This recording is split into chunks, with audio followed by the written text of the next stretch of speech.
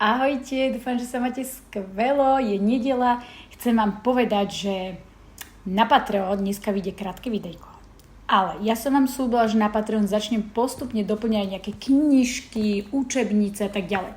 Dneska tam chcem doplniť nejaké stránky z tejto knižky pre začiatočníkov, takže nejaké cvičenia, ktoré si môžete precvičiť. Samozrejme, ja vám k ním pridám aj správne odpovede.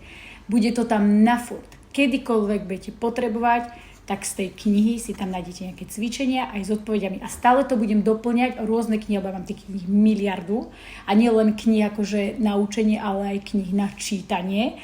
Takže super vec, môžete si to tam popozerať. A ešte jednu vec som chcela.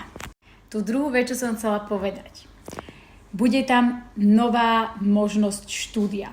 Vy viete, že tam máte možnosť audiolekcií, tak isto ako na Spotify, dobre, lebo niekomu vyhovuje iba Spotify. Potom tam máte možnosť videolekcií okrem audiolekcií.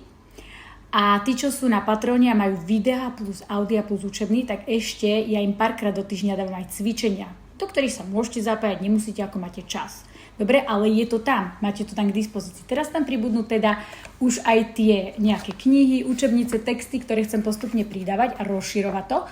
No ale príde tam dneska nová vec. Kto by chcel, lebo vy mi na tom Patreone stále dávate nejakú otázku, že študujete niečo, nejaké videjko a že Peti, a toto sa povie ako, alebo prečo si to tak povedala tak.